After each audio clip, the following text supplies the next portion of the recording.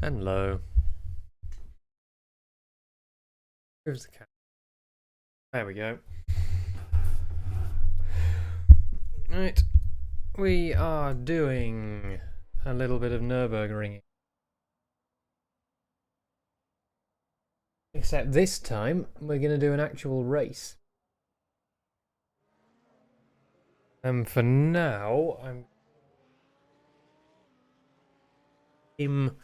setup I was using yesterday.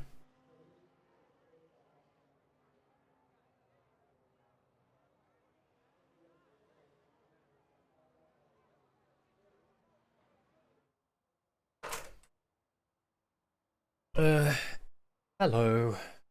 But we do have another setup later. Race starts at 9. Yeah, it's a 40-minute.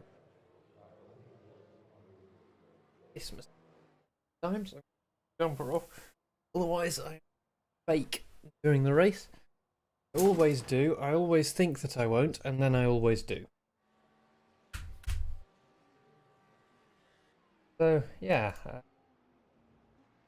we're limited to 60 this series. You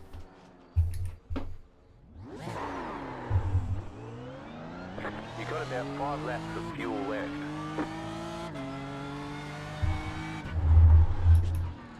Oh yeah, I need to calibrate the pedals. There you go. Pedals calibrated.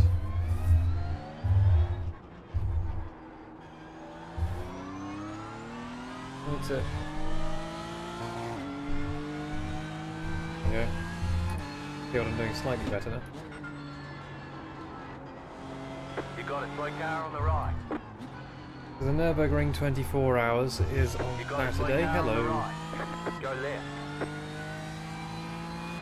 The Nürburgring 24 hours is on Saturday. So I need to do some practice before then.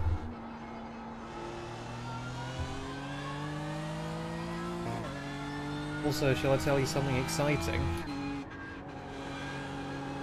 Well, that I think's exciting anyway.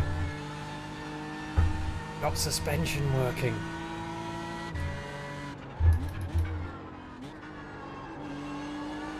And tyre physics.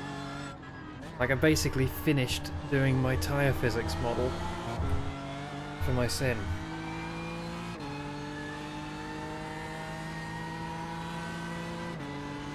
I've gone with a relatively simple model. Simple, but it should be more than that.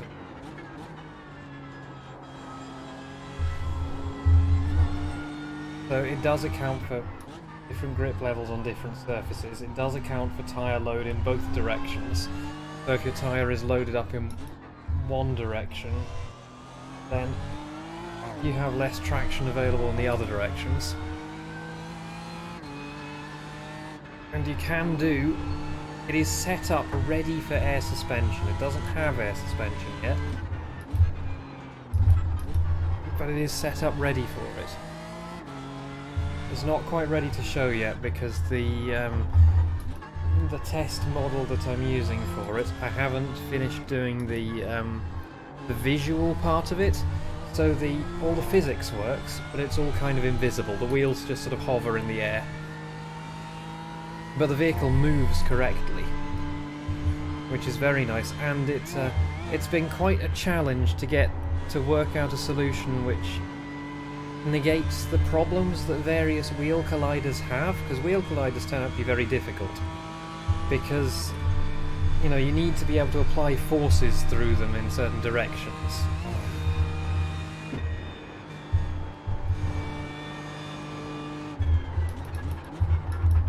A wheel collider is the component which provides things like grip and traction, suspension and things. And doing the collision physics for them is very, very difficult because they're moving all the time. Like, you sort of have a virtual spinning thing.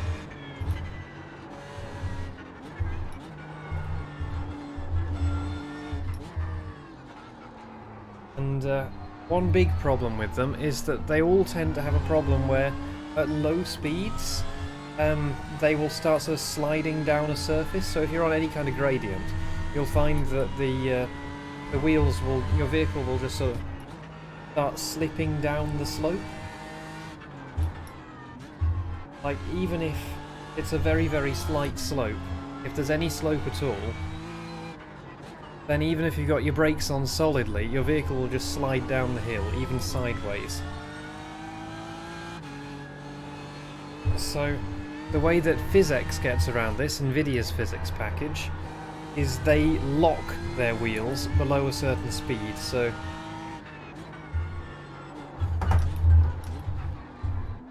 if your wheel is below a certain speed and it has the brakes on or it's not being driven, then it will lock the wheel so that it can no longer move.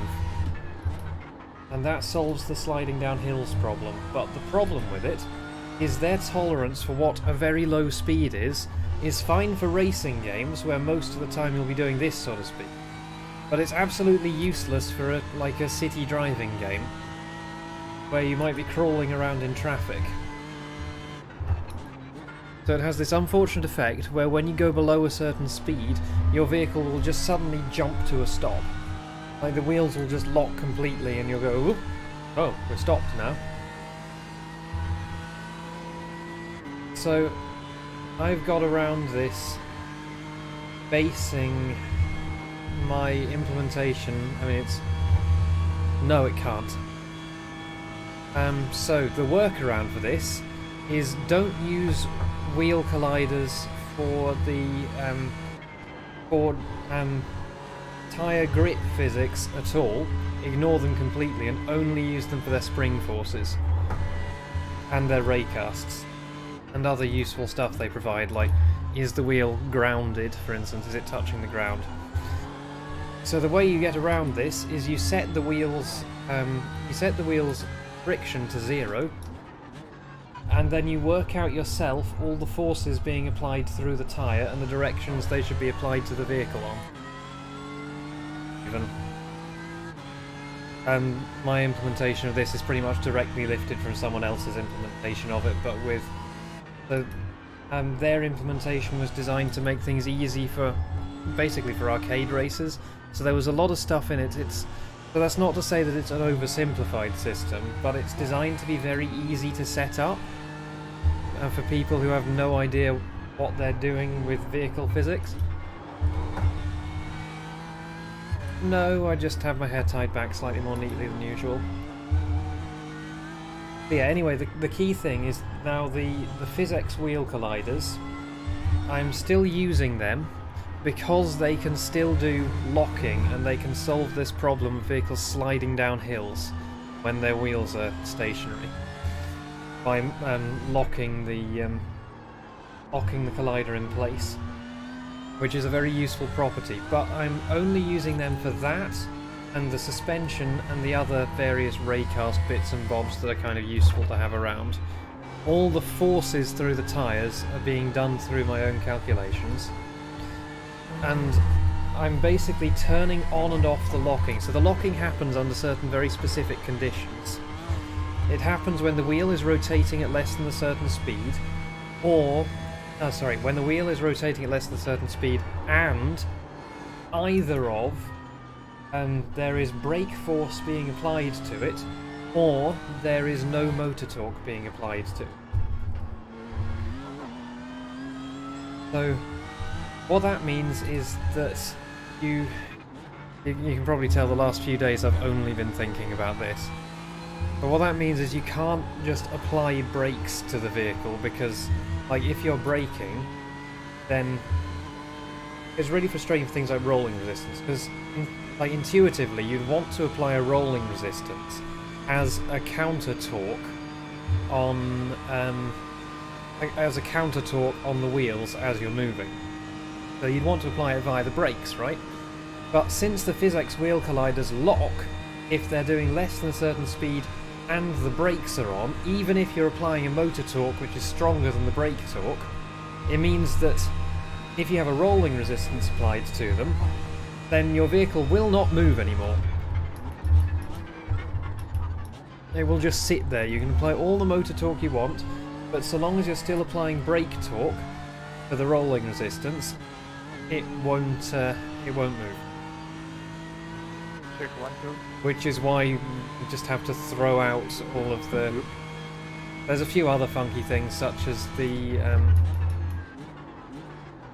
torque applied in the forward direction seems to be slightly stronger than that applied in the rear direction, which is probably due to nuances of floats.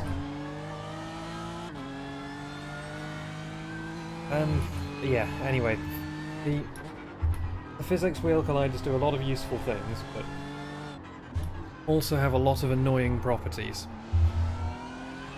So anyway, what I'm doing is I am manually locking and unlocking the physics wheel colliders by applying torques to them. Oh shit, I was looking at chat in the middle of a hairpin. You would have to do that, yes, and that's what I was doing initially, but then I started pulling apart somebody else's approach, and they had a very interesting way of doing it, and I quite liked it, so I decided that I would do something very similar to that.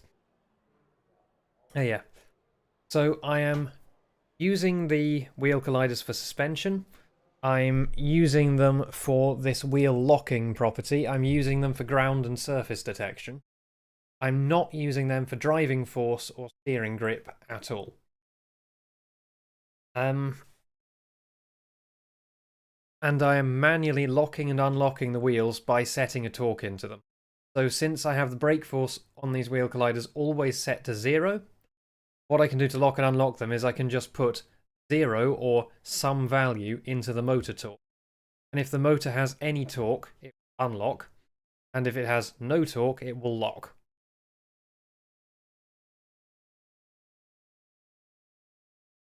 And what that means is I effectively have a switch that lets me turn on and off the wheel locking as and when I want it to turn on and off.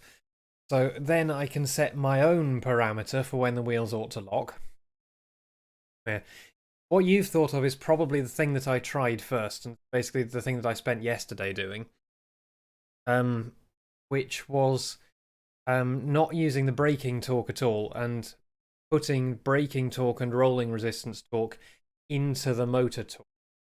But that had really nasty stability issues at very low speeds, so the vehicle would constantly be experiencing a ghost force propelling it forwards. Like, even when the forces are like should be counteracting each other nicely, it still ended up with a ghost forward force. So it wasn't very nice. But yeah, anyway, I have a vehicle with configurable traction, configurable grip, configurable rolling resistance. I'm modeling rolling resistance as being the grip of a tire, which is just its coefficient of friction, multiplied by some factor. So the grippier your tire is, the more rolling resistance it have, which seems like a fair assumption to me. Like, it doesn't particularly need to be anything more complicated. I mean, the thing is, this is primarily a bus simulator. Like, it would be neat to be able to do other vehicles in it, obviously. Because, like, you take the buses out of a bus simulator, you just have a general purpose driving simulator. So it'd be neat to be able to do other vehicles, but primarily this is a bus simulator, and buses, as a general rule, are not, they're not being driven past their limits. So most of the behavior being modeled by most wheel colliders that people have made is, yeah, exactly. Most of the wheel collider models that most people have made have been based around being for racing games, basically. Why is this?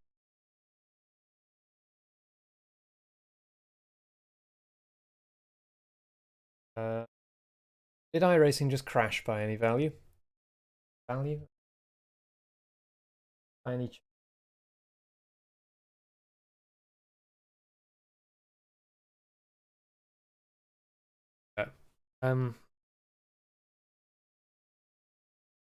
What on earth was I saying?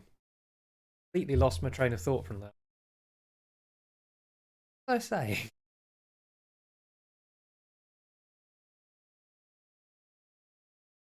Oh yeah, most of them are designed with racing games in mind, because that's the kind of game most people make. Either racing games or games where it really doesn't matter that the vehicles lock suddenly at low speeds, because most of the time you spend doing not low speed.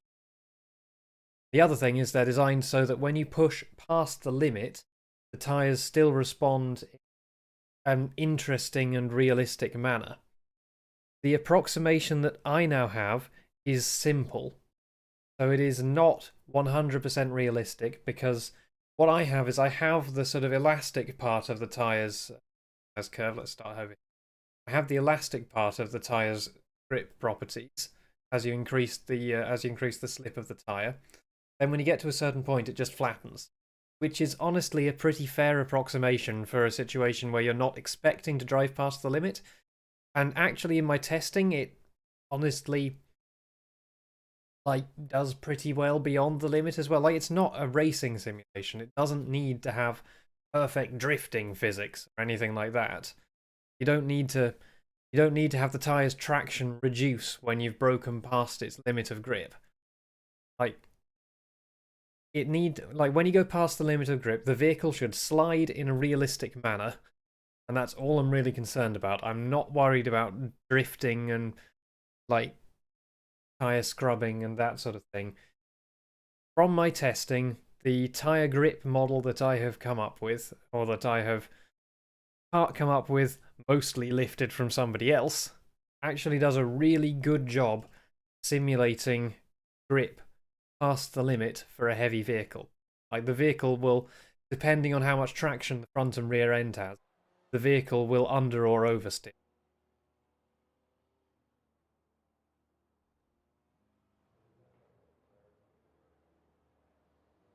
Anyway. Oh yeah. One of those quali beforehand series. Right, so that's a long-winded explanation.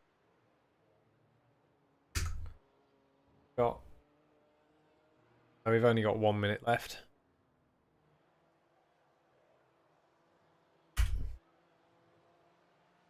I might show it to you later, but exactly, I don't need tyre model like iRacing's or like a set of coursers, whatever. The tyres need to provide you with grip up to a certain point and then break away and have the vehicle slide. You're not trying to control that slide like you are in a racing game. It's just you've gone past the limit and now the vehicle is sliding.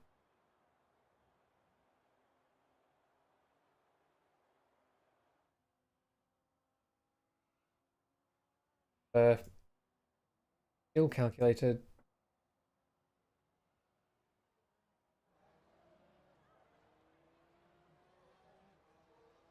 Auto refuel is on.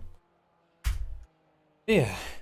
The thing that I'm pretty pleased with, that I can already do raising and lowering the suspension by changing the spring rate. Though the spring rate is not defined in terms of spring rate, because this is still part of the PhysX wheel colliders and they're just a bit odd.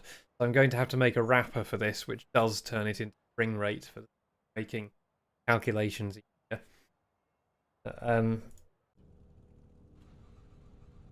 One lap to green. Line up on the left side. Pit road is closed.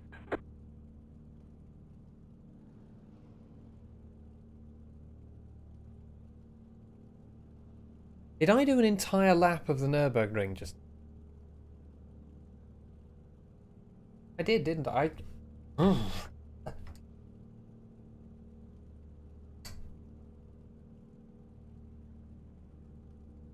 Okay. I completely zoned out. I was not...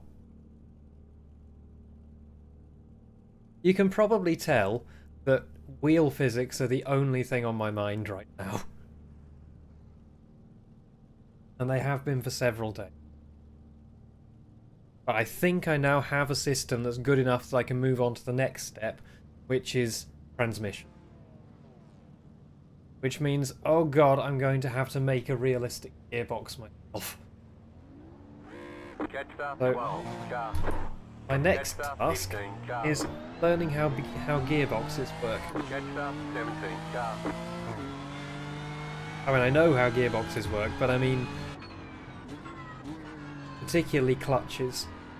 Like, I mean, yeah, I need to come up with some kind of model of how a clutch transmits torque. I was going to go with a clutch to start with because I have no idea how to model a torque converter, and a clutch seems relatively simple. Like you... Did anybody hear Mr. Start do the sun crash? Actually, no, I don't know what the torque transfer characteristics of a clutch would be like. First time it has to load, and then it crashes, has to load again, and then it's all good.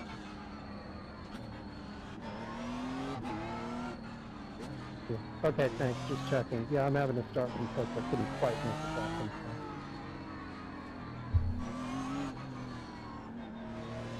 About to go green. Stay focused. Oh, I like livery. Peniston oils. Pace car is Because off. I can see that and you can't. Green, green, green. Catch up, 17 car. Right. Focus on not killing people. You've got about 5 laps of fuel. Right side. Clear on the right. Car right. Go left. Go left. Clear. There's go a lot left. of Cremontian Car right. noises. Clear on the right.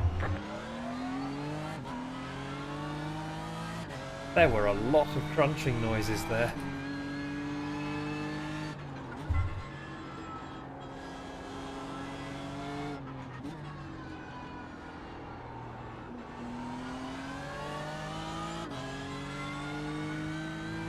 I think I've broken away from the pack behind me though.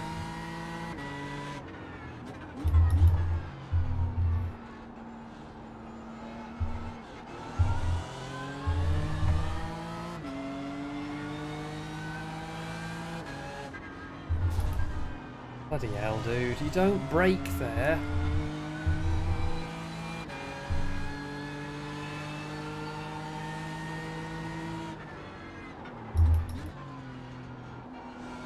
Car right. Clear.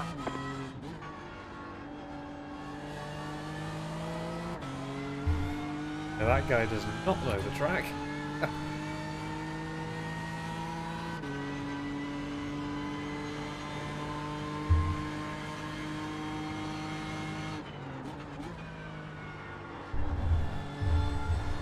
I just don't remember doing my practice lap at all. You got a slow car on the left. Car stop on the left.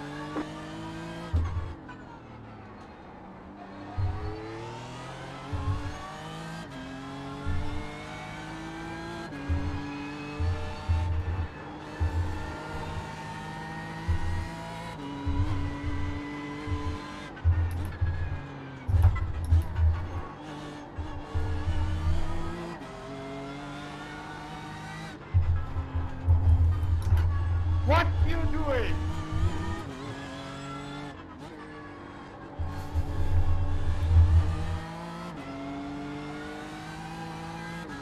Right, well, I will have some damage to my front end, which is neat.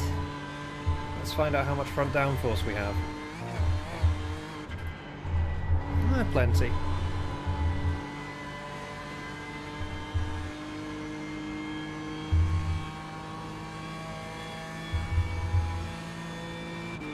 This is my first race in this car on the Nürburgring.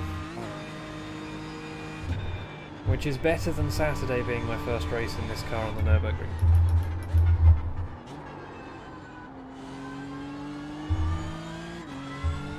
Hello. You've missed an exciting discussion about wheel colliders.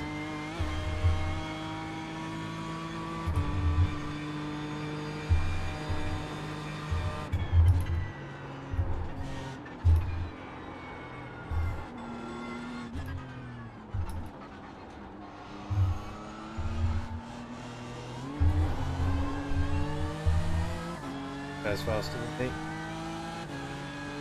As evidenced by him being actually attached to my bumper.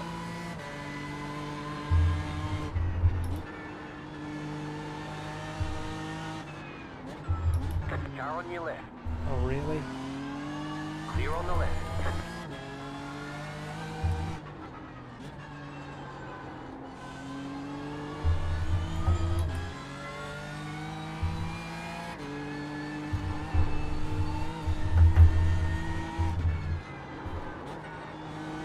Maybe a little.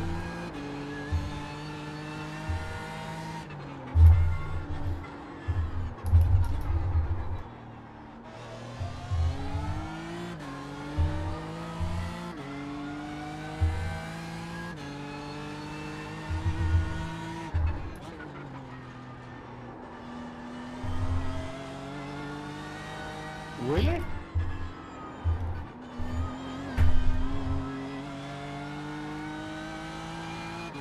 Ah. What sort of seat car have you been up to?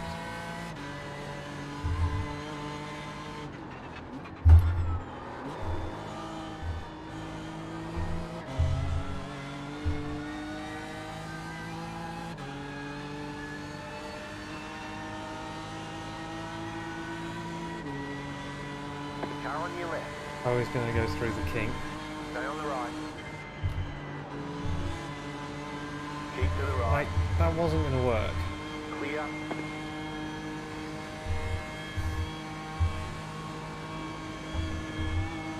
Uh-oh. Car stops on the right. Go right. Poof. You? I'm clearly slower than the guys up in front. And this guy.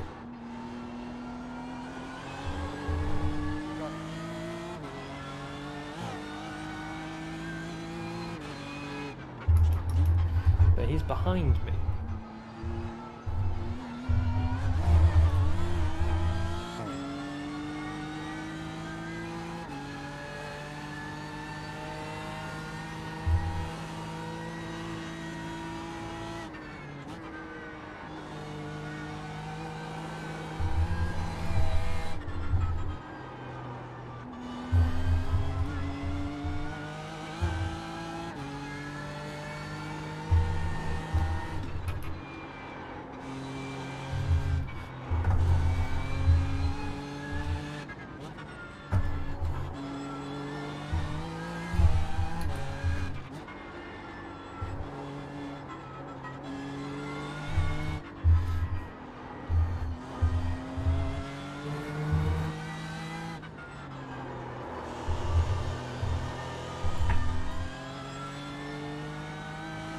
I do not know what either of those two things are. I do know what understeer is, though.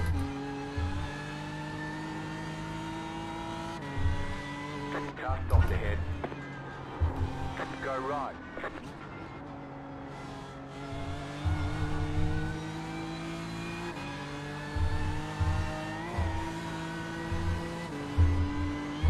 I have mirrors full of this guy.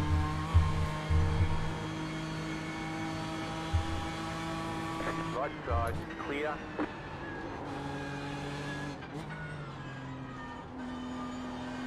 Brain behind me.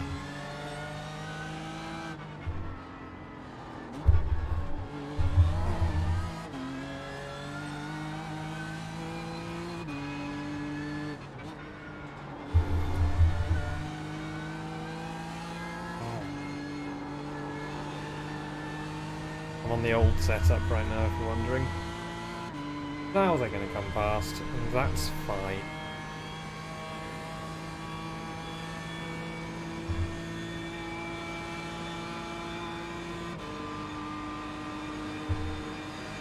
Car right. Keep to the left. Clear. Okay.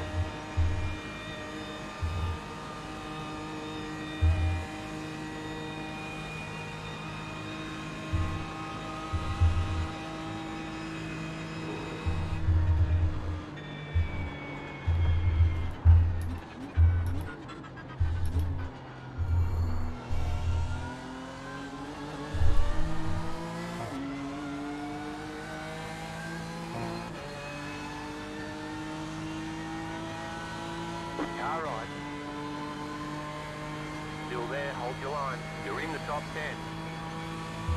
Still there, you're on the left. 3 wide. Clear.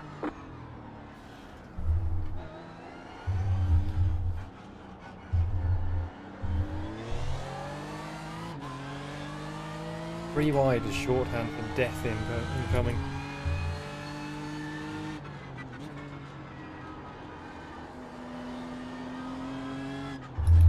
Okay.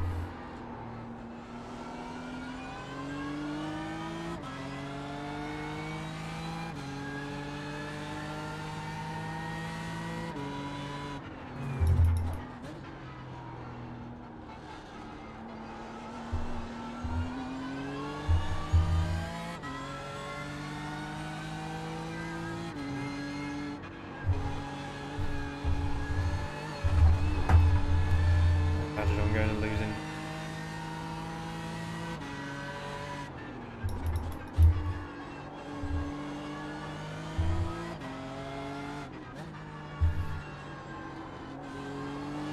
So why are you using the C# versions instead of the C version?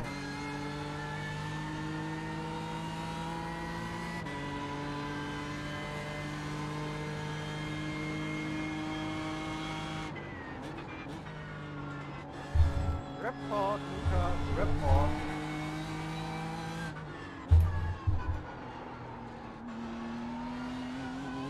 Fair enough. Also, that tells me my stream delay is very, very short.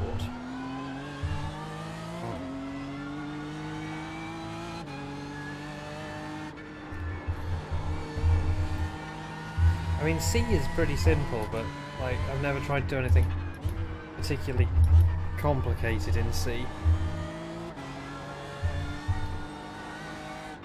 I've only really used C++ or C# for complicated things.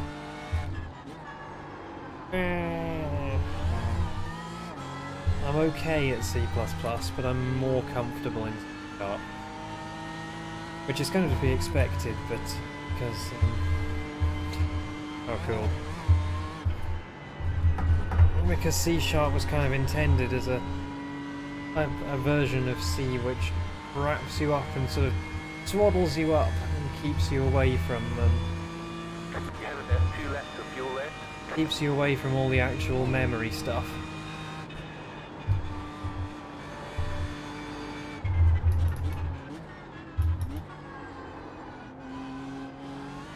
Yeah, it is looking increasingly like Fanatec might actually be introducing an entry-level direct drive wheel.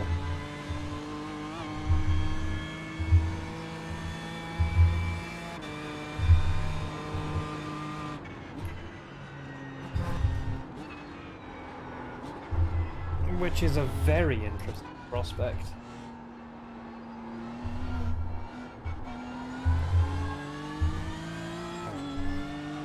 Because they made an announcement that they'll be setting a new standard with 2Ds, ED direct drive.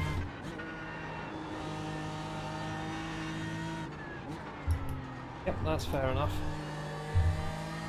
But yeah, everything in C have I shown you the...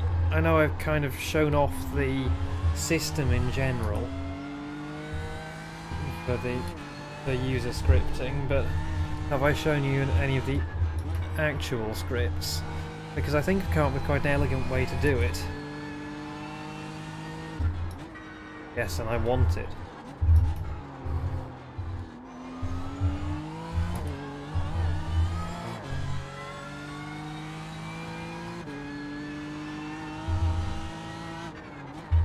Like...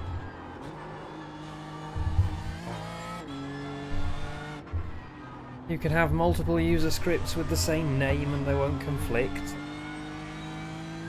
I can control what access to various namespaces they've got. The thing that's going to be, I'm sure, is... the thing I'm sure I can work out, but I haven't yet, is IntelliSense, basically.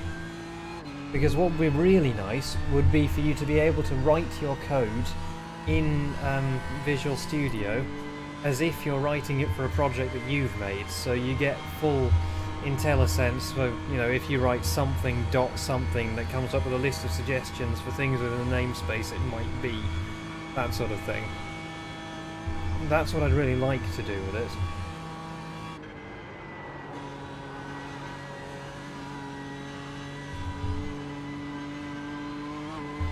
But, you know, that's what I've got is already miles ahead of what OMSI can do. because you can do literally anything with the user scripts. Like you can make your own GUI if you like. Yeah. Basically, I need to compile the assemblies for the game, and then include those compiled assemblies in the in some kind of something or other that Visual Studio can reference.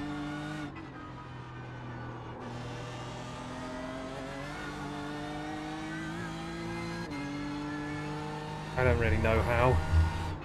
Like, I have the general gist of how it's done, but I really don't know how to do it.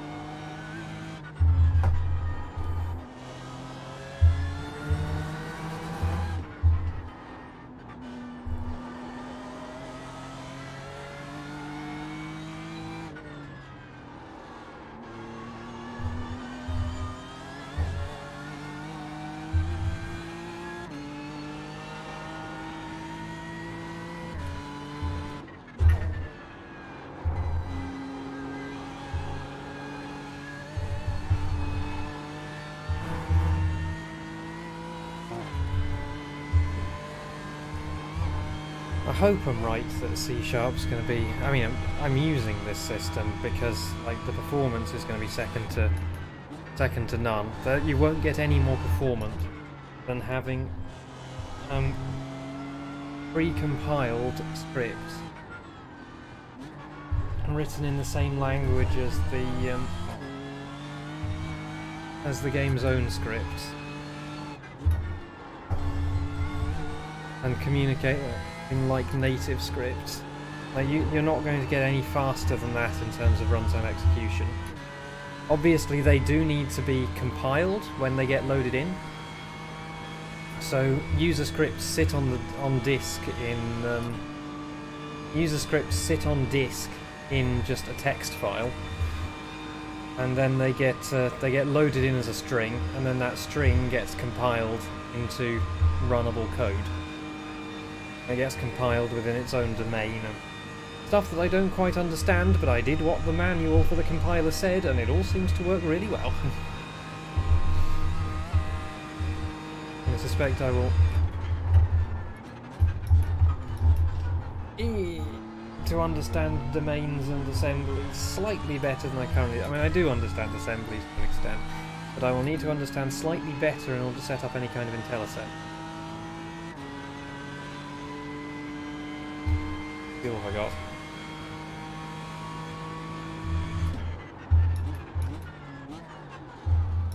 Enough for one more lap.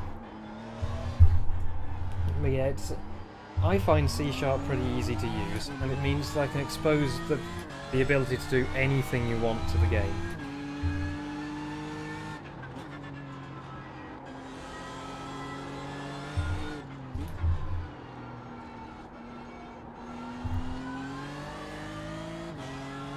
Certainly seems a better choice than doing any kind of runtime interpreting.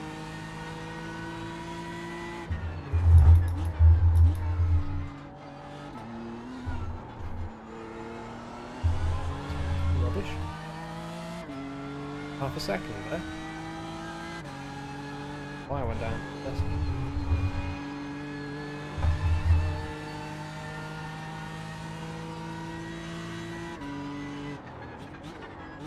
Anyway, user scripting is there. I've got the framework for it. I need to properly work out the namespaces that I'm giving it access to and that kind of thing. But yeah, user scripting works. The editor tools are basically functional. You can build stuff with them.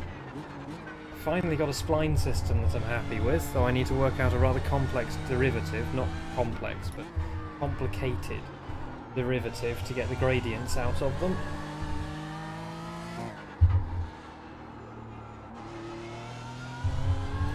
I went with a fixed radius spline curve system instead of a Bezier curve, and I've got the gradients decoupled from from the 2D profile, if you fancy. I should not have been talking through that corner. One of several corners which I've found through experience I should not be talking through.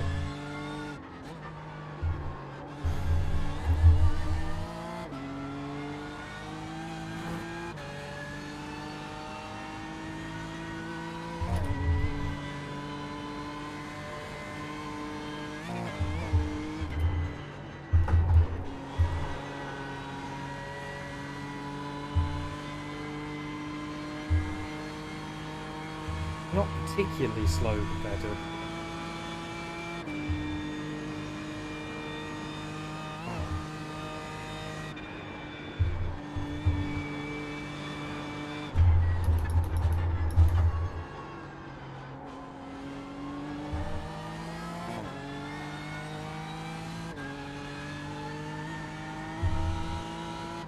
And now I have basic vehicle physics. I've also done some experimentation with origin rebasing. So I did some experimentation with the maximum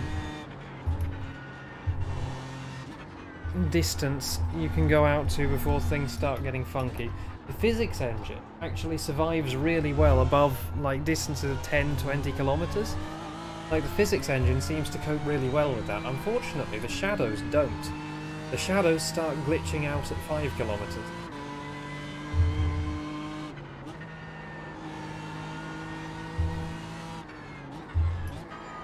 So the compromise distance I've found is 3 kilometers, appears to be the distance at which I need to origin rebase, which is a lot more frequently than I was hoping.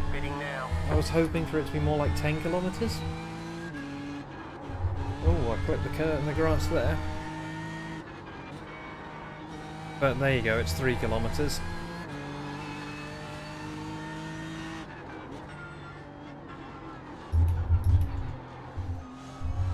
But I did some experiments with rebasing the origin. Yeah, it is, isn't it? Thank you.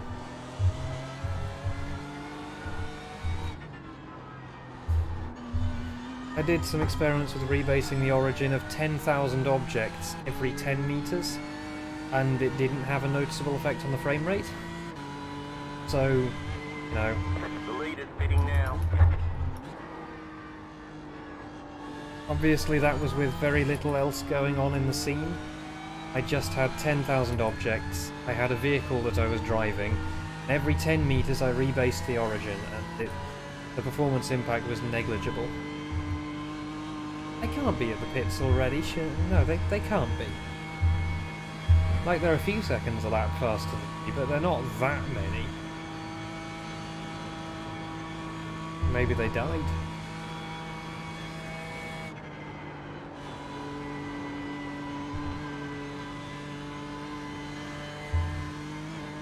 Yeah, anyway, I can certainly move tens of thousands of objects in a scene at the same time without... yeah, single class. The 24 will be a multi-class. And we're the top class.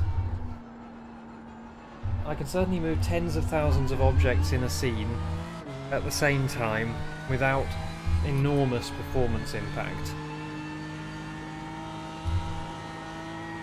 So,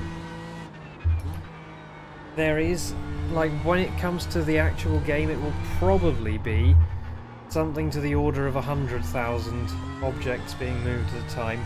I suspect that on top of the other game logic going on, there will be a noticeable stutter when it rebases.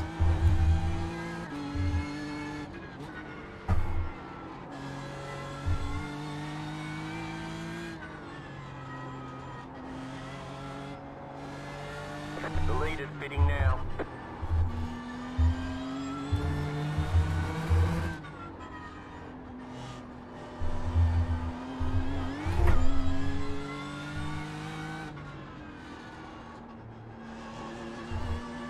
But honestly, a 1 frame stutter every 3 kilometers.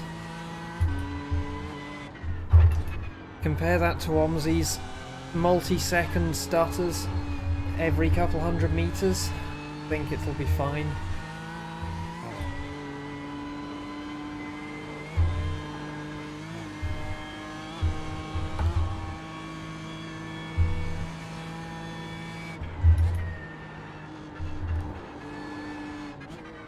Like, people have put up with that fine, and this will be orders of magnitude less severe.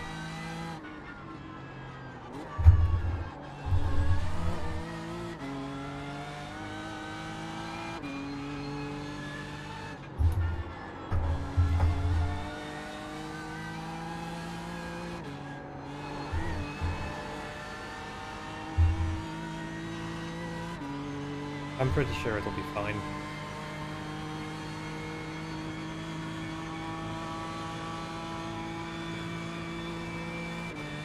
And even if it is a big stutter, it's still, you know, every 3 kilometers.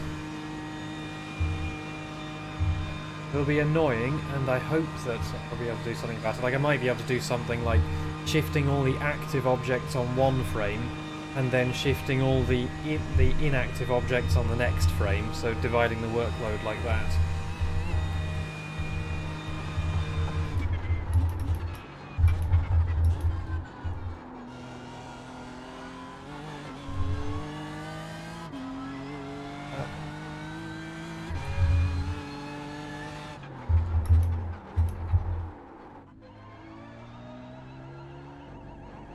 Yep.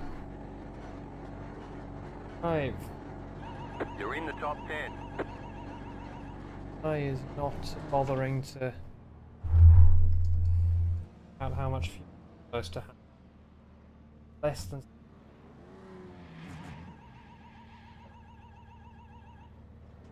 16 seconds of optional repairs. That might explain my speed right now. Okay, punch it.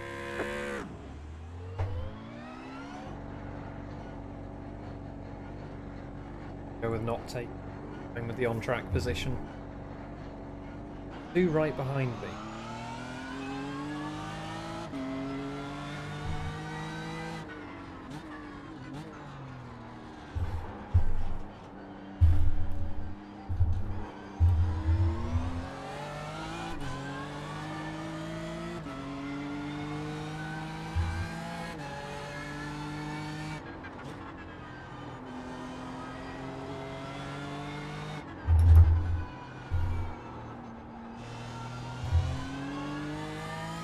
That's quite likely. I've probably got the gate set a little too low.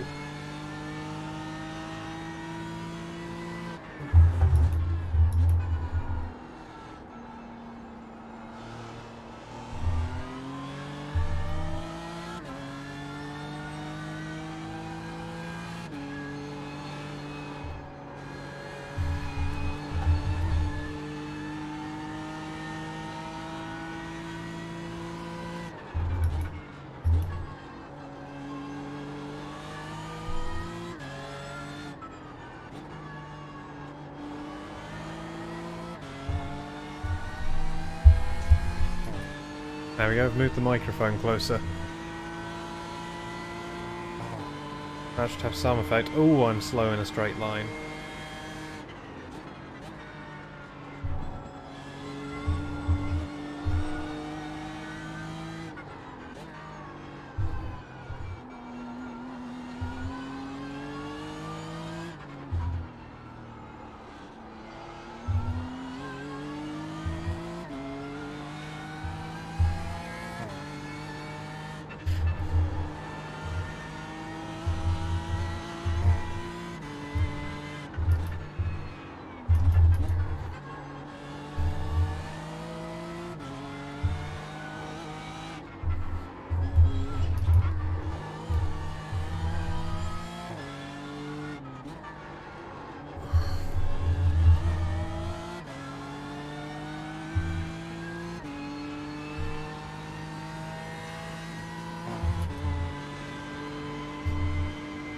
Yep. The Marlboro liveried BMW. Yep.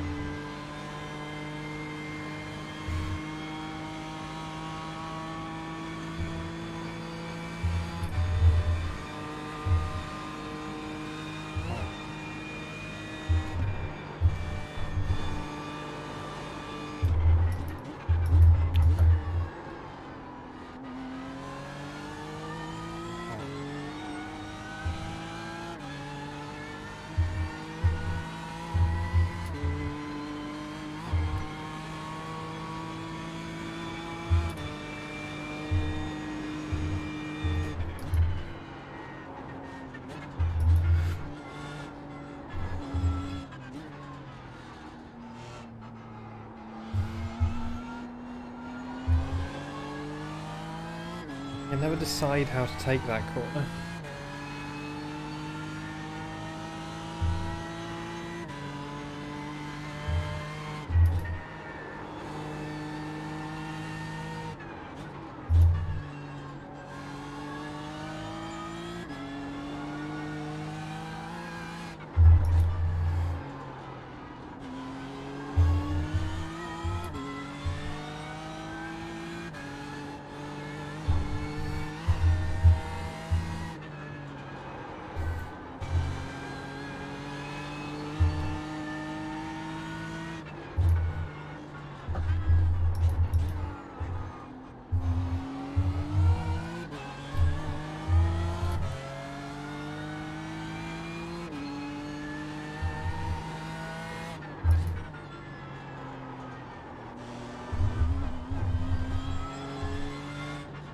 Cost.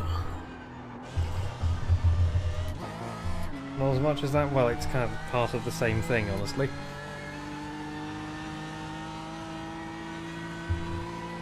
Fortunately, he didn't have a great sector.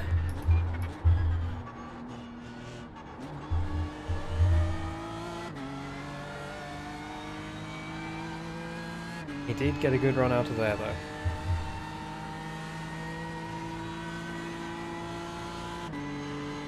And he's got the slipstream, but he's not going to have anywhere to go with it unless he's feeling particularly dumb.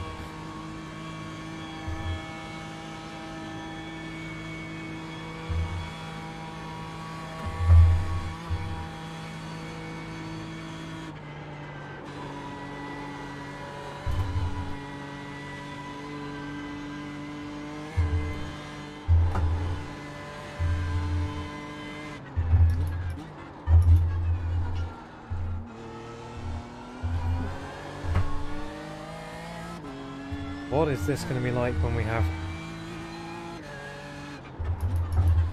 slower car classes?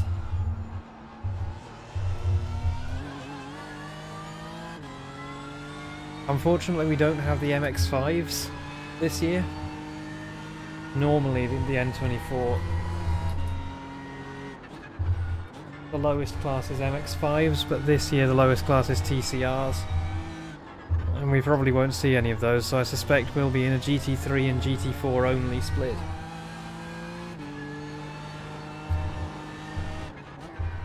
Possibly even just a GT3 split. Yes! Limiter.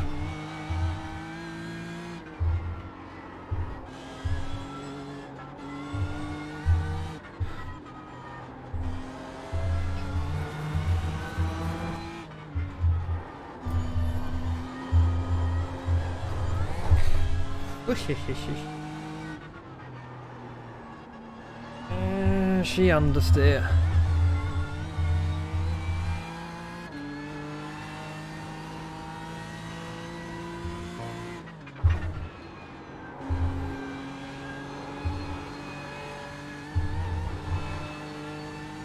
You can see the way I lift off the brakes midway through that ridge there.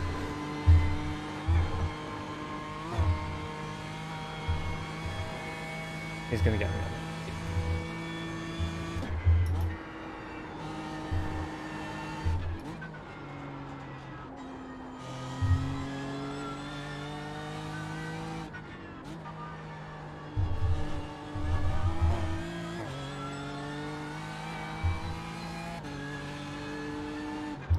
But yeah, no crabs.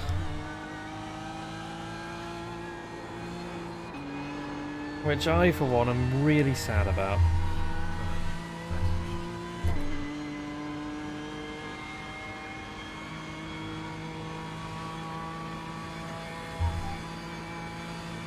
The lead is fitting now.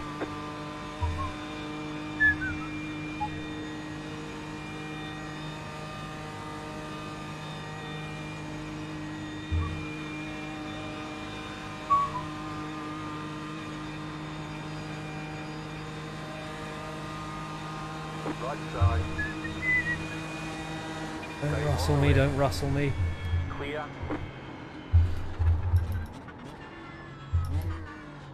Yeah, he was committed to that. White flag. Stay smooth.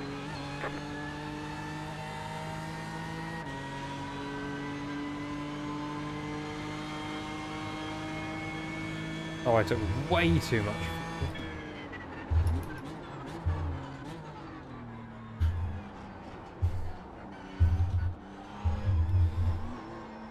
Car right.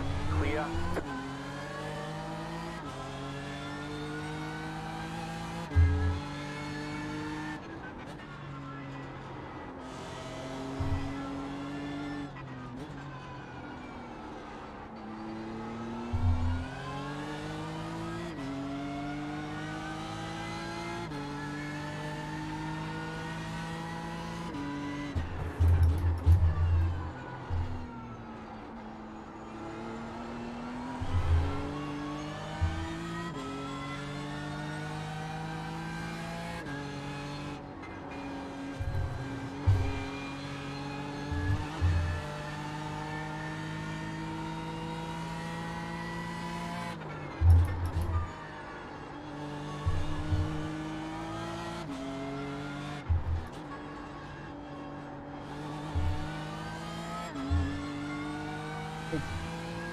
The guy behind me just die.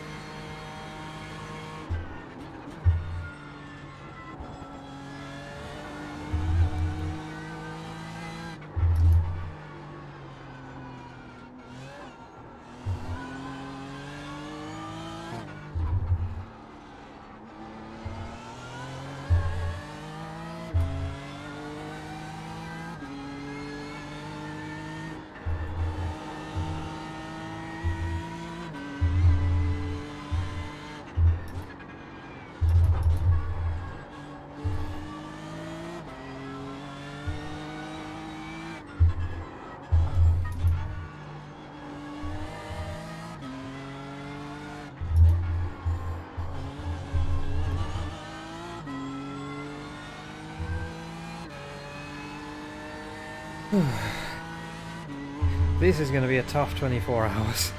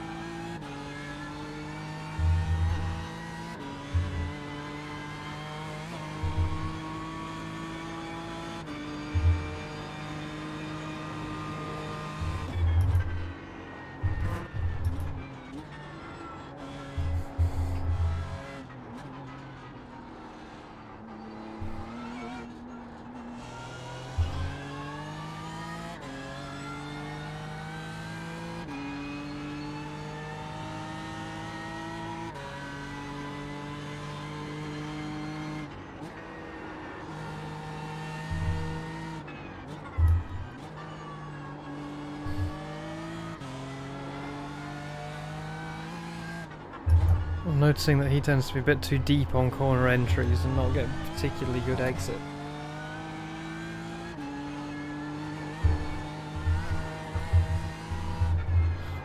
I think our overall pace is working out about the same.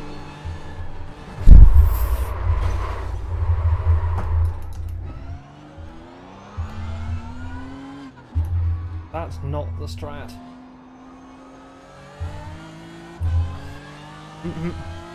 Car's fine. Hey, I only lost about 2 seconds. 3 seconds. That was the fastest spin I've ever done.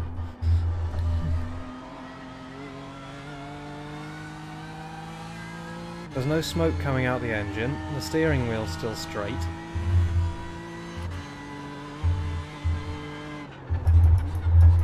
I've probably got aero damage. I can't not have aero damage, really.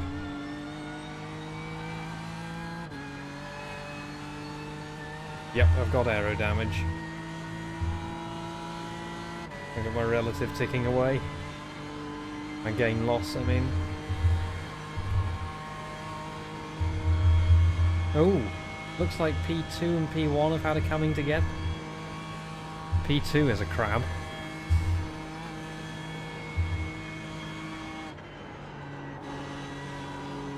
I might get a top 10 after a spin. Oh, she does not have the shove she used to.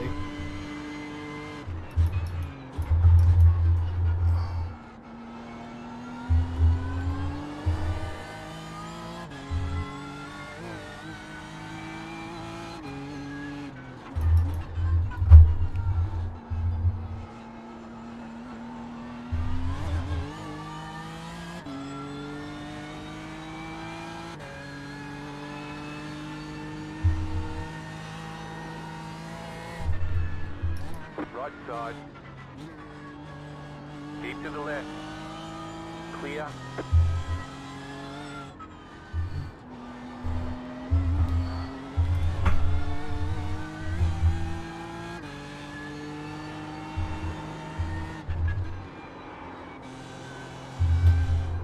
Oh, she doesn't hook up like she used to.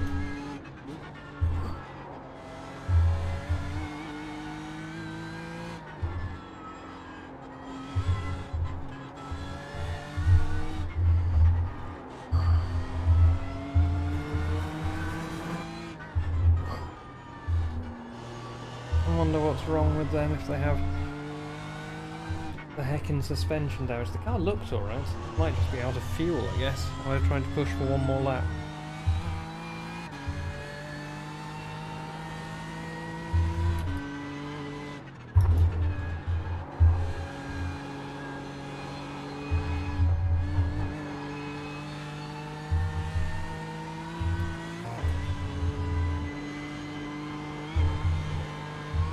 So all in all, that spin's going to cost me about 4 seconds, which honestly could have been a lot worse.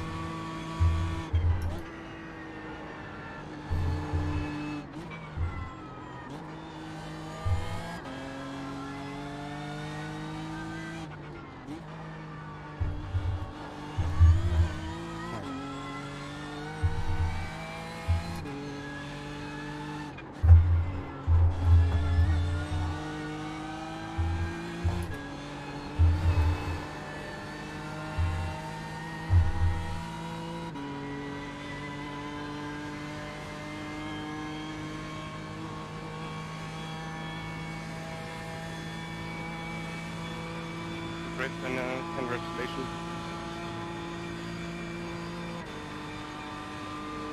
Yeah, I'm down on top speed. I notice it. But all things considered, as long as I don't wipe out in the last corner.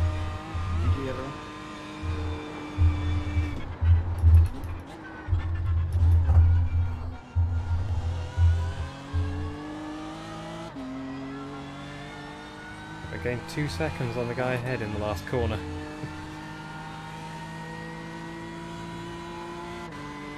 Hey, there you go.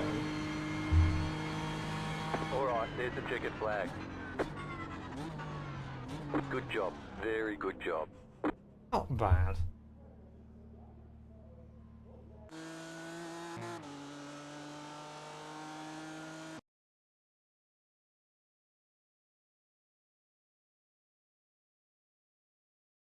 Grass on the way out of me.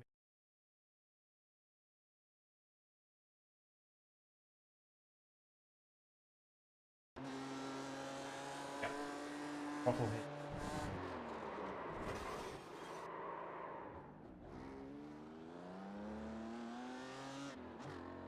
Might do.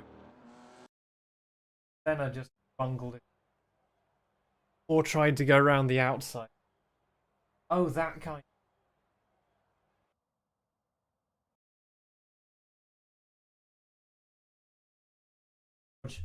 Smell points, Russell.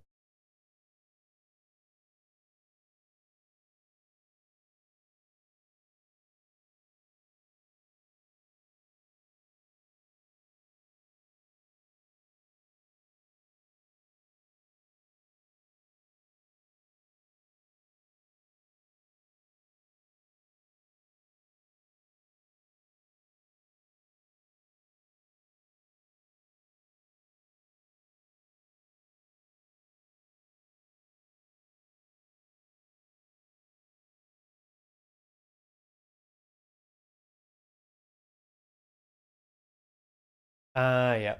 Yeah, let me just change the noise gate on it. Filters.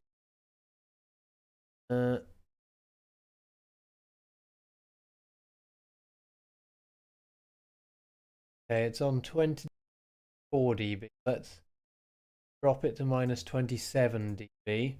Okay, now if I lean over, still kind of cutting off. I mean, the thing is, this is it's a cardioid microphone, so if it's not facing where the sound's coming from, it won't pick it up. And that it's quite deliberately facing this way so that it picks up more of my voice and less of the steering wheel. So, you know, when I'm leaning forward, it's quite likely that I will cut out. Noise filter or no noise filter. But yeah, let's see if that's a little better. You can probably hear my wheel much more now.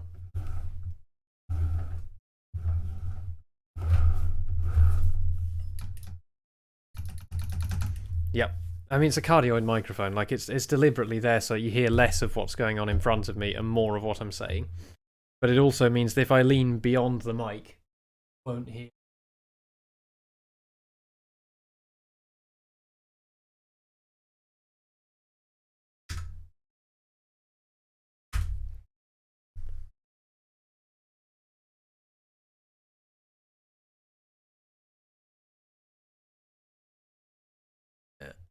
I might as well.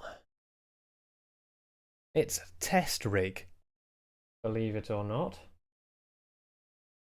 I've been testing all sorts of vehicle physics packages, different wheel colliders and wheel detection methods and stuff. So this one was my first shot. Actually, this was my second shot. So this was me trying to work around the problems with the braking system.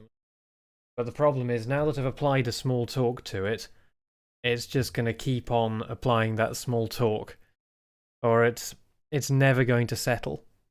I did actually very deliberately base it on yours because I thought yours was really neat. Like, you can see I've got an engine wheel on here that I'm going to use to debug things like the engine speed and clutches and that sort of thing. But yeah, this will now never stop, which is obviously not ideal. I worked out most of the problems that it had, but like, I never managed to fix that one. Also, there's no such thing as anti-roll.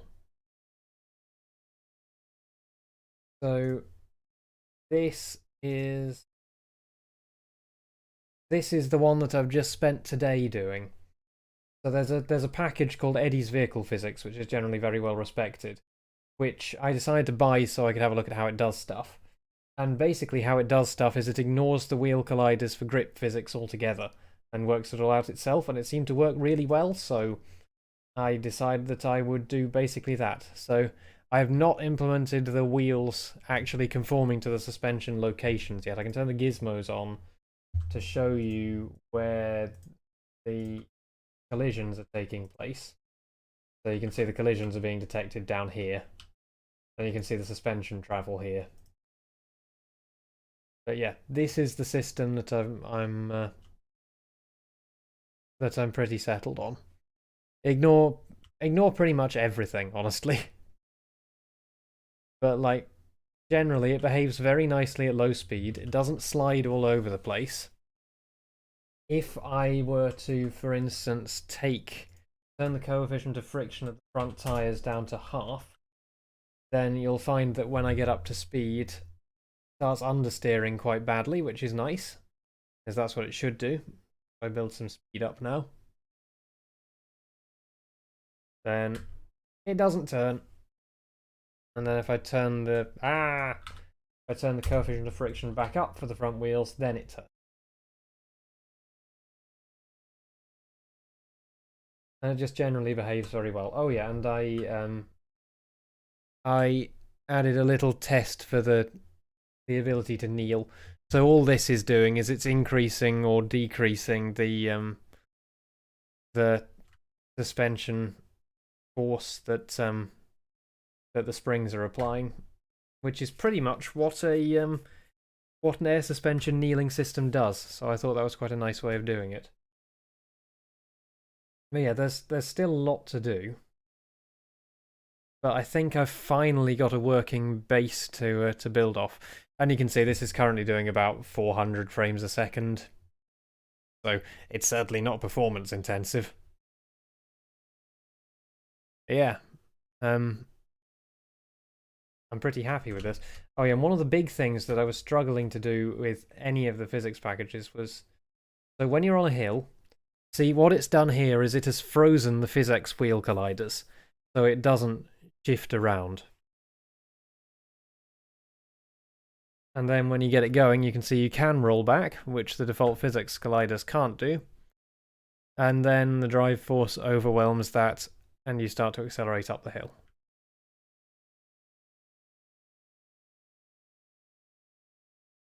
The suspension is still being done by the physics suspension.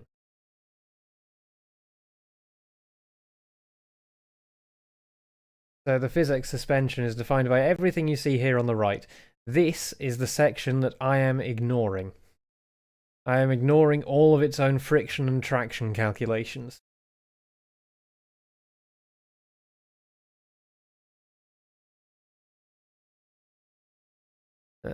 There is a suspension distance which you can set. There you go. That's made everything work beautifully. Just reset that.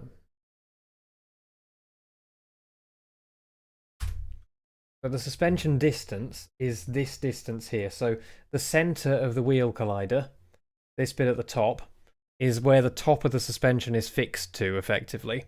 And then this orange bar you can see down here is the length of travel it has available.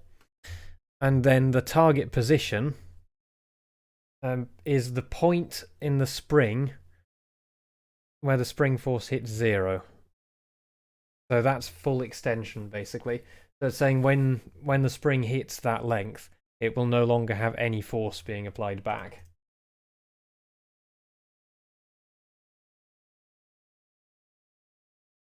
But I do not have a way set into it. Like, obviously, I can do whatever I like on top of what the physics colliders do. So I can set a hard travel stop by sort of hacking into it, effectively. I don't know how I would do that at the moment.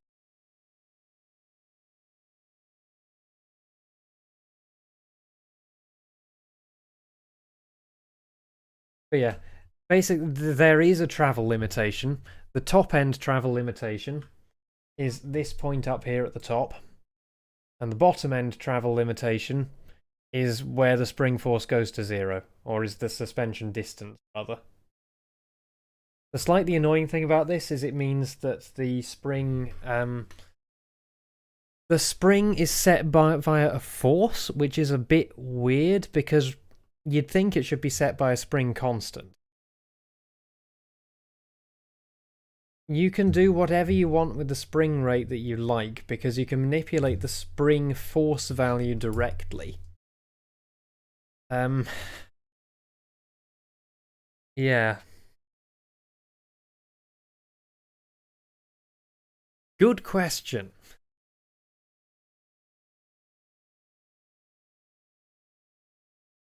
But this spring value here, you can see that when I'm doing my lowering and raising, what I'm doing is I'm actually just increasing or decreasing the spring force.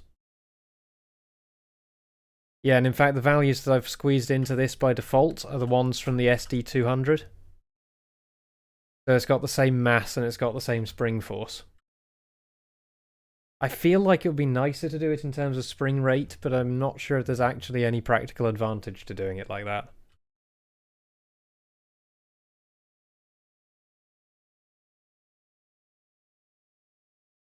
I mean, one other thing I would really like to do is caster, because one thing which really annoys me with OMSI is when the wheels are turned all the way over, they're still turned on the vertical axis, and you never see that because wheels, they have caster, like on a bicycle.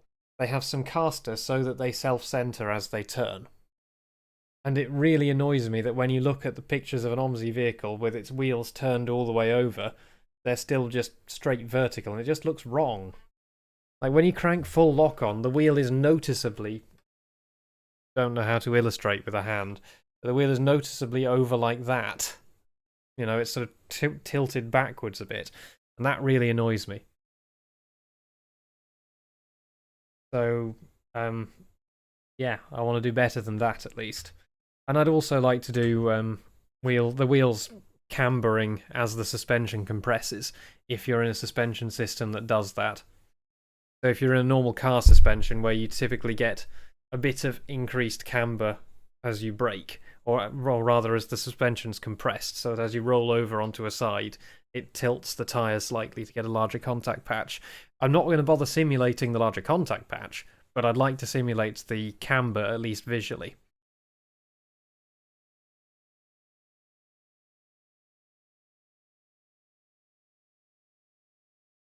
You can see the bottom that you can go to is the length of the suspension travel.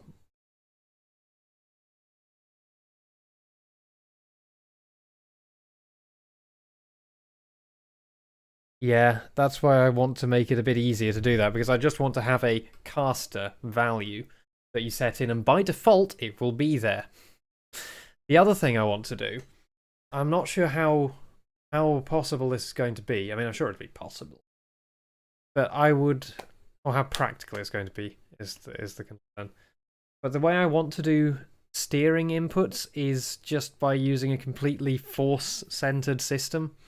So I want to take the caster from the front wheels and use that to work out how much turning force they're applying to the steering rack, and then apply that back to the steering wheel. So then instead of applying a motion to the steering wheel with your inputs, so obviously when you're using a steering wheel, you just apply the motion directly to the steering rack and that's it. And the force feedback is what you get back from it. But when you're using the keyboard or a game controller, what I want to do is instead of applying a motion to the steering axes, I want to apply a force to it, and then have the steering system work that out through the power steering and through the steering rack, and you know, all that good stuff.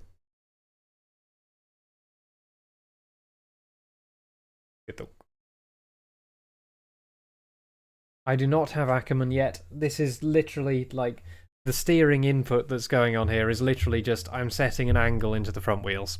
That's it. And that angle is coming direct. I can't show you too much of the code because some of it is from a paid product, and I'm not going to just show off the source code for that. Let me just pull this up over here. But the steering, we close down the proprietary bits.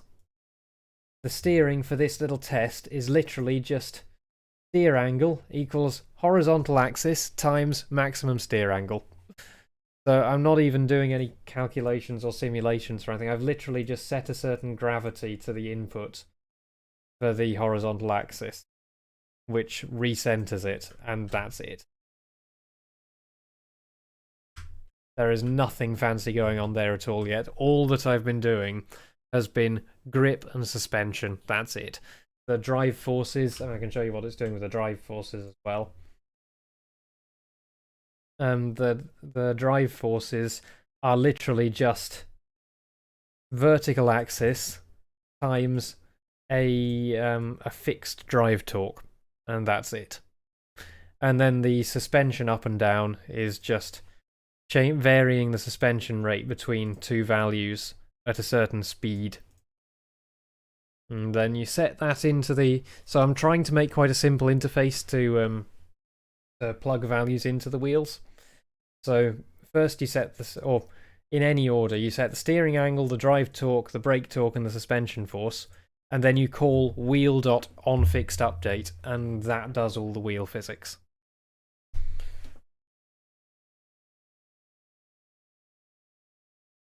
Yeah, the tricky bit is going to be, well, to do a realistic gearbox simulation, particularly a realistic torque converter or clutch simulation, you really need to have a reactive torque. So you need to have the input torque and the reactive torque, and the reactive torque should equal the input torque in most situations. If everything is gripping perfectly, if there's no slip in the system, then the reactive torque should equal the input torque. It's just a bit it's a bit confusing to work out when that should be dealt with and what should be in charge of calling this wheel physics update, because from the drivetrain's point of view, if you've got a driven wheel, then the drivetrain wants to be the one that is calling the physics update on the wheels, because it's the drivetrain that's putting these torque values into the wheels. And they also need to get reactive torque values back out of the wheels again afterwards. So from that point of view, it makes sense for the drivetrain to be the one that calls the wheel physics update. Except the brakes aren't part of the drivetrain, and that leaves wheels that aren't driven hung out to dry. So you can see where the conundrum starts to arise here, can't you? So what's in charge of calling the physics updates for the wheels? I think the thing we're going to have to do is the various components of the drivetrain and the various components of the vehicle as a whole. So the brakes and the drivetrain, well, the brakes and the drivetrain, set their torques into each wheel as required, and then at the end of that, the vehicle manager pulls the wheels to figure out all their physics, and then at that point the wheels will have to store the reactive torque from the last frame so that they can provide that as an input for the next frame. And that obviously means the reactive torque will lag behind the drivetrain torque by 1 frame, which means that there will always be a bit of drivetrain slip, which is probably realistic, but I don't know if it's a problem. The other way of doing things is to forget about doing reactive torques at all and just pass the speed back up from the wheels instead of the reactive torques, and then work in terms of input speed, input torque, output speed. So what you would do is at the start of every frame, you would work from the wheels up through the drivetrain to the engine in terms of speeds. And what that means is that every component needs to have a certain inertia, particularly the engine, so they'd then be applying a speed to the engine. And it gets a bit messy because you kind of have already accounted for the reactive torque of the engine when you're working up in the other direction, because it was the engine that applied the torque to the wheels in the first place, last frame. And all we're doing is we're looking at the consequences of the engine applying that torque to the wheels. So like all of this has come from the engine applying a torque to the wheels. So it should be fine to then apply the resultant speed back up through the wheels, through the drivetrain, into the engine.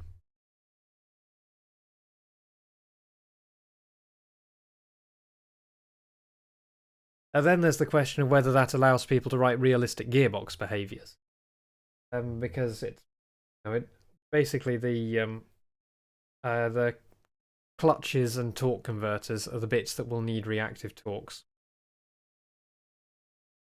But they might not need reactive torques. It might be a good enough approximation to just be able to match the speeds of the two things together. But then no, for a torque converter you need to have a reactive torque, don't you? Because you don't have reactive torque, then how do you know what the engine is fighting against to know how little you should turn the next part and how much torque you should apply through the next part? How do you know how much slip is going on in the torque converter?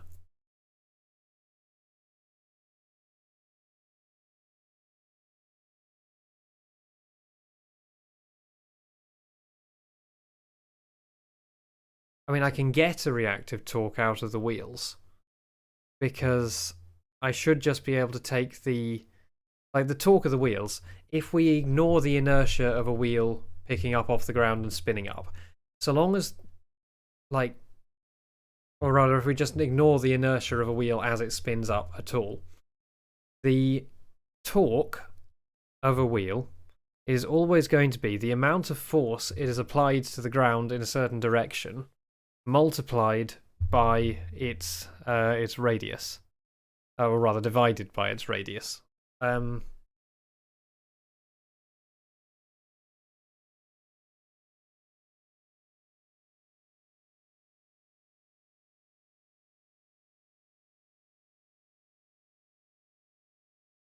How do you count for the braking torque in that case? Like, which part of it is losses? Because, like, it doesn't matter if the torque you've applied has ended up converted to heat in the brakes, or if it's ended up converted to kinetic energy via the ground. That doesn't matter. You've still applied that torque, and you have that much torque being opposing your system going in the opposite direction. Like, ignoring differentials.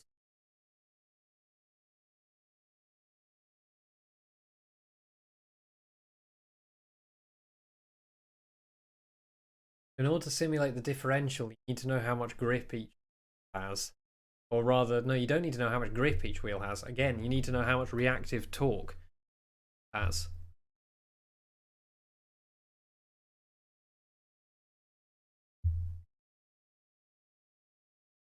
Because the differential will send a certain amount of torque to each wheel depending on which one is providing the most reactive torque at that time.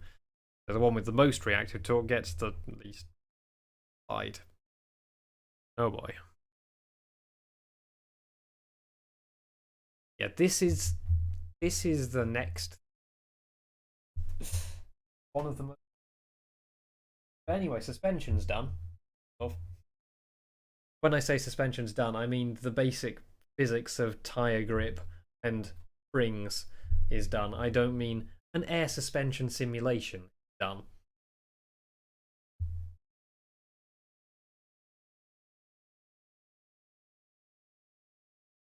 And what I'm kind of hoping to do is be able to provide people with enough pre-made components that you can get a reasonable approximation of the vehicle you're trying to make just out of these pre-made components.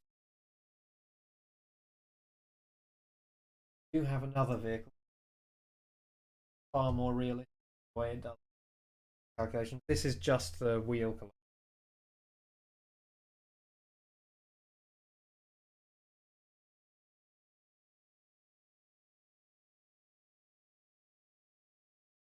I went silent there, didn't I? I do have other things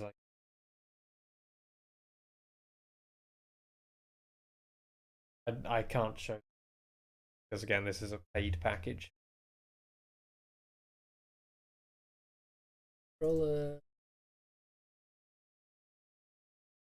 Yeah, tires slipping on the ground, dealt with, done. Powertrain component, differential component, let's see how they handled it.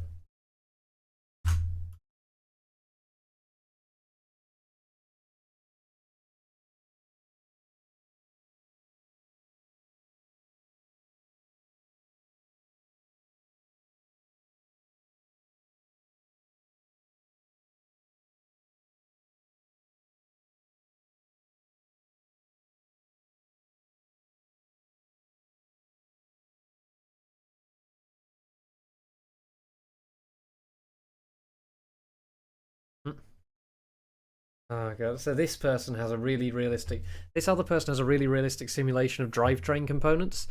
So they actually have a more realistic simulation of tires than the one that I'm using. But the one that I'm using is absolutely fine for my purposes. I think. I hope. But their tire simulation has the same problem that everyone's tire simulation has, which is that if you stop on a hill, you will just slide down the hill. Regardless of which direction you're facing, how steep the incline is, it will just slide down the hill. And that's because they don't have a mechanism for putting their wheels to sleep. And physics does.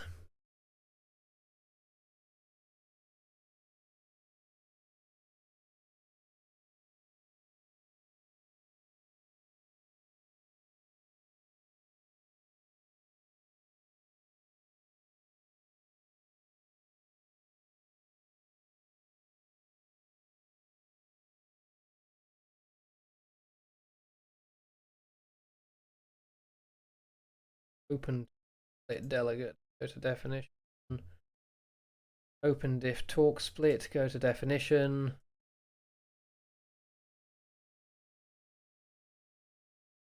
Well, you know what I mean, locking the wheels so they don't slide down an incline.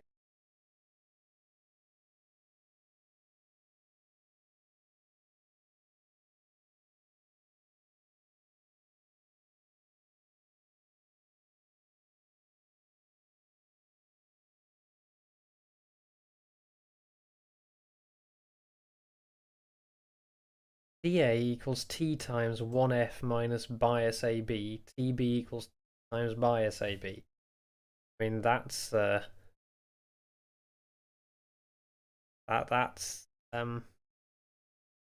pretty simple. But since they've done this all with delegates, can't see when anything's referencing anything else because they're doing it all through delegates. I know that delegates are great because you can swap functionality out really easily, but they're also horrible to read through what the code is doing because, like, there's no list of how referencing them. You can't go and can't go through and check the references.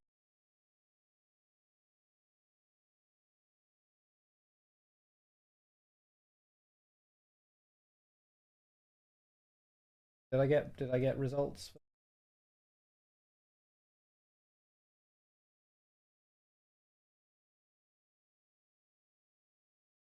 Lost C rating for 6 incidents. Gained I rating though, 2.2k.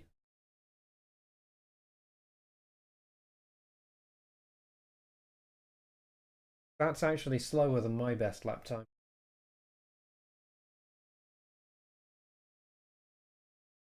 So hang on, how on earth does that work then?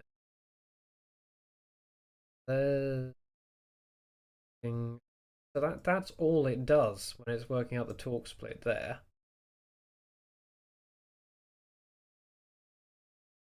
Outfloat TA, torque to A, torque to B.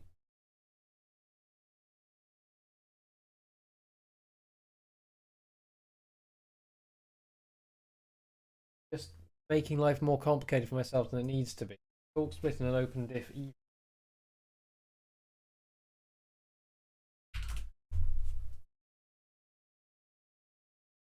Ah. Okay, right, that's easier than I thought.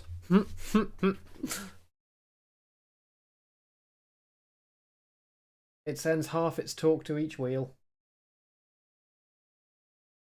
That's much easier than I thought it was. Right, open differentials. Sorted.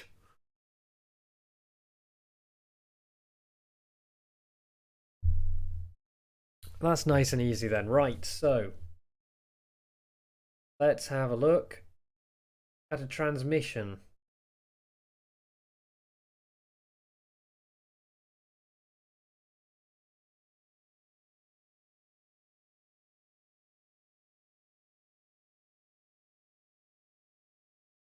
So I believe this has a mode which is clutch or torque converter. Actually be a clutch. So maybe the transmission has a there you go. The transmission has a type which is manual, automatic, automatic sequential, or CVT. But I believe it's just using a clutch to replicate a torque converter.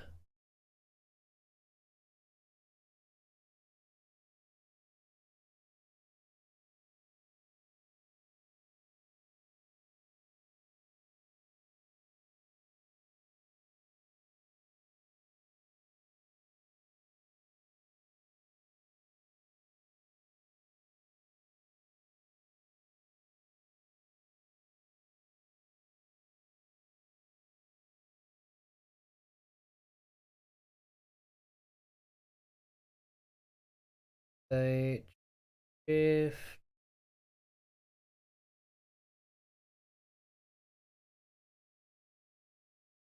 go forward step, that's the forward torque step.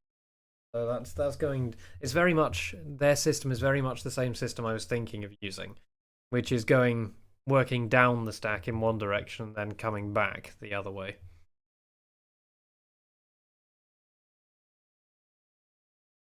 forward step, float torque, float inertia sum, float T, float D, I. Total received torque plus equal torque. Total received torque static. No, it's private.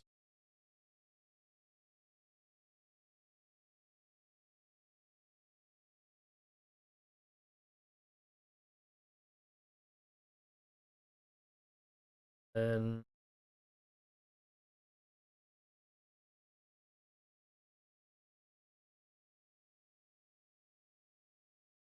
step is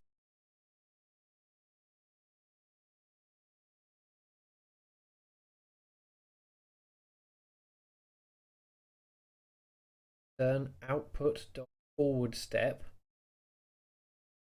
Okay, okay, that's very, very simple actually what they're doing.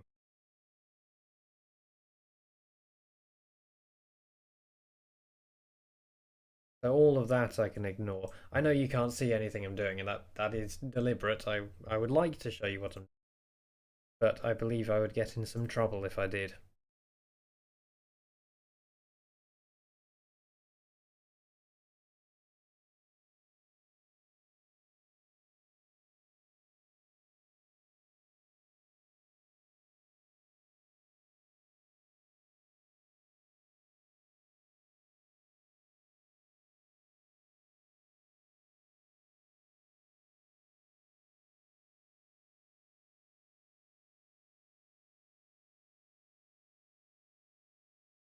Output A dot forward. Output A is the thing that gearbox output. The other thing that I'm pondering over is series electric drivetrains. Because in that case, do you bother considering the engine as an engine? Or do you just consider it as a completely separate generator component? Like, do you bother considering the engine as an engine attached to a generator, and then the generator has a certain resistance and a certain reactive torque depending on how much load it's under, and the engine tries to run at an RPM that's constant in response to that reactive torque? Do you do that? Or do you yeah, or do you just simulate the generator just as a, when this is running, it makes electricity?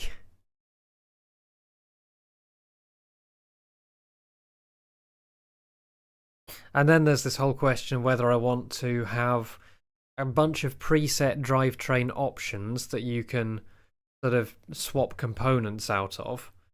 So say here is the drivetrain layout for a series hybrid, and that will always have, well, it would be the same as an electric drivetrain because it would just have motors connected directly to wheels. But really, you don't want that. What you want is you want to have, like, in some series hybrid drivetrains, the motors are attached directly to the wheels. In others, the motors are connected to a portal axle via a differential, and that's connected to the wheels, and you only have one motor. In which case, you don't just want to simulate motor on wheel, you want to simulate motor via differential on wheel. Though to be fair, as we've just discovered, an open differential sends half its torque to each wheels all the time. And that means that you could quite happily simulate that just by sticking a motor on each wheel, because you can just send half the torque to each wheel and it'll be the same thing. Obviously, you won't get any driveline slop or inertia or wind up or anything in there, but you know.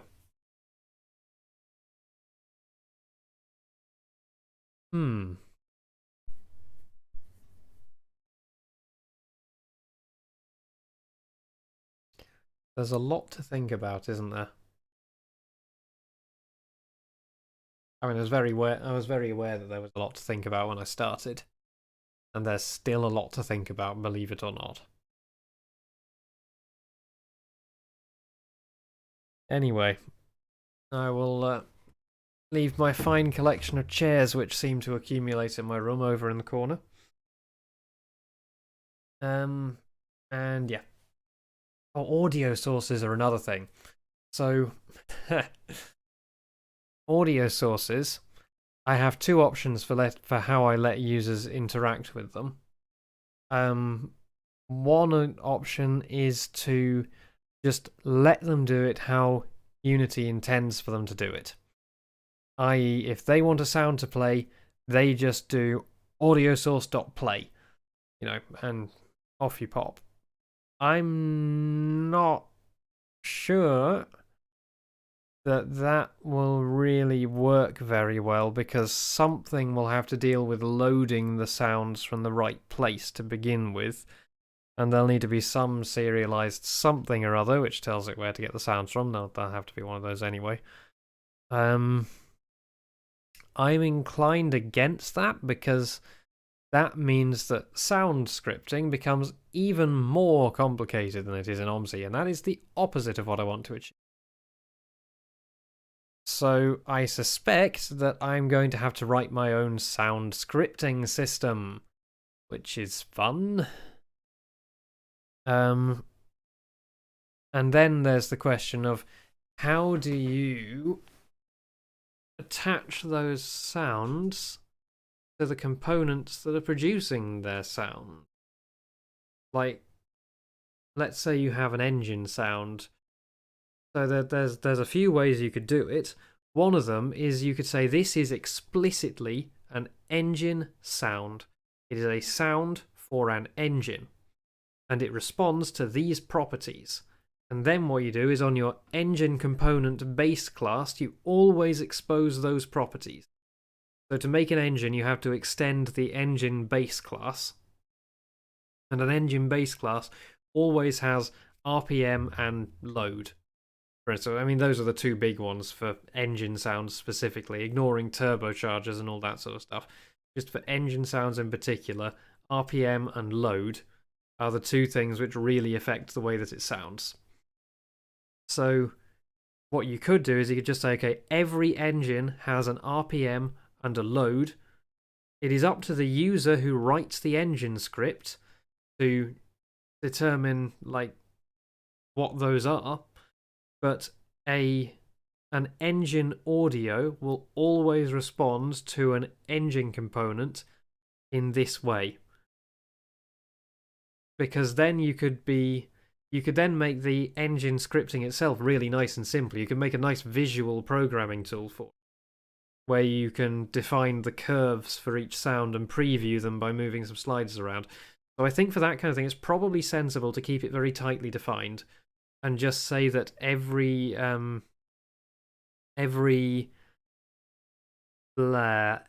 transmission component has a certain set of variables that are exposed associated with it. See you later.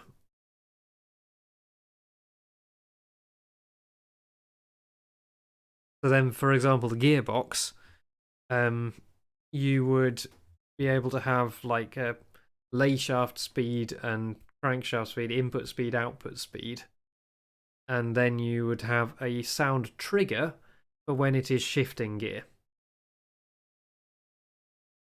And that sound trigger wouldn't just be a sound trigger, it would also include which gear you're going from and which gear you're going to, and the load on the transmission, and blah blah blah blah. And then there's the question of additional sounds that I haven't thought of, because I'm sure there will be some. And then there's the question of, how do you want to do internal and external sounds? Do you want to do it how OMSI does it, where you specifically record some sounds inside the vehicle and some sounds outside the vehicle, and then you blend between them when you move inside and outside? Or do you want to do it in the arguably simpler way of just using some audio mixing and applying a low-pass filter to the external sounds to produce the internal sounds? Because that's normally a pretty good approximation. But these are bus enthusiasts we're talking about, and a pretty good approximation is not acceptable for engine sounds.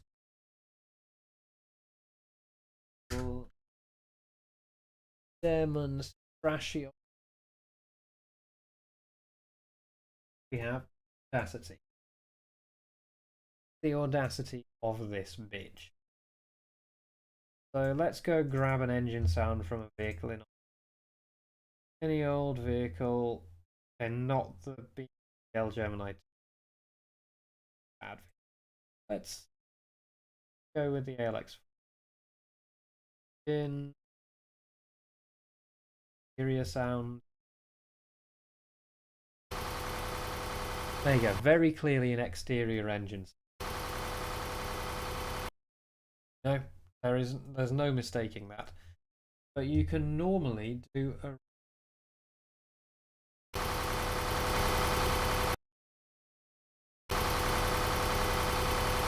reasonably good approximation of an interior engine by applying a low filter.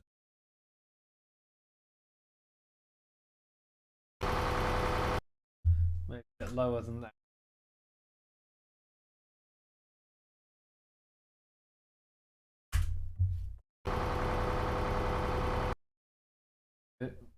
Boosting.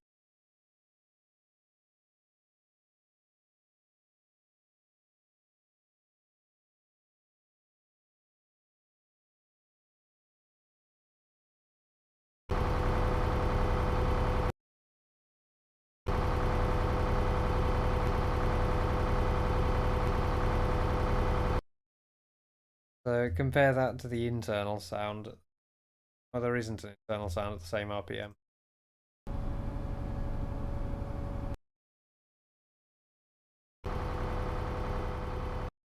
An even lower pass filter.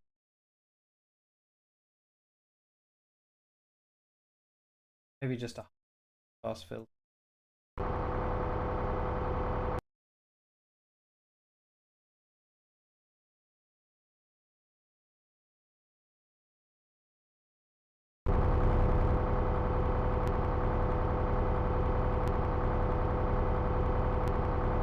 See, that's a fairly good approximation of the inside, honestly. If we compare that to the actual sound from the inside. Let me just do it again for one which I do have a comparable inside source. 1400 X.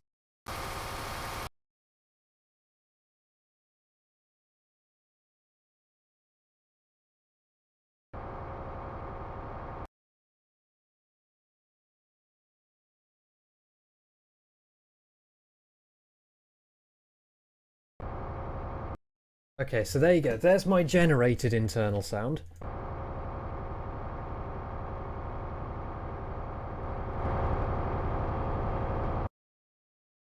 Turn it up a little bit because it's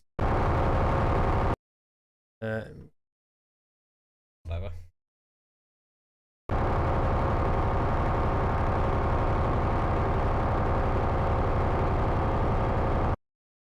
And here's the genuine internal sound.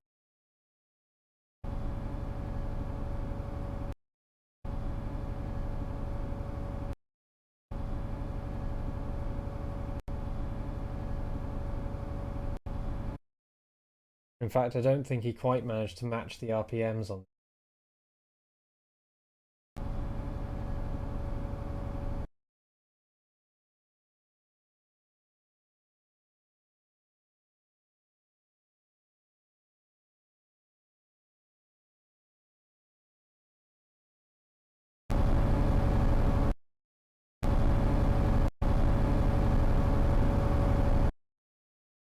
That's that's the genuine one. Here's my generated one.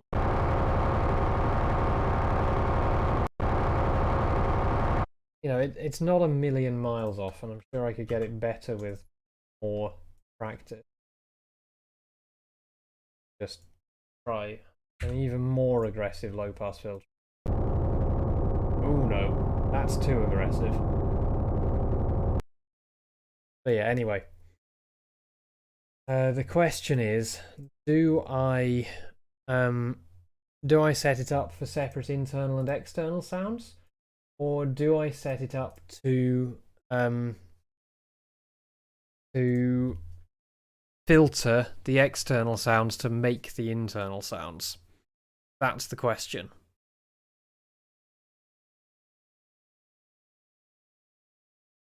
Anyway,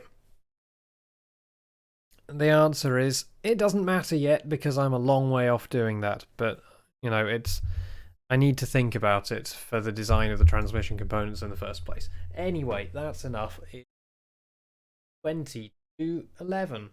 So I am going to. I will see you at some other point. 24-hour races on Saturday and Sunday, obviously being 24 hours. See you later.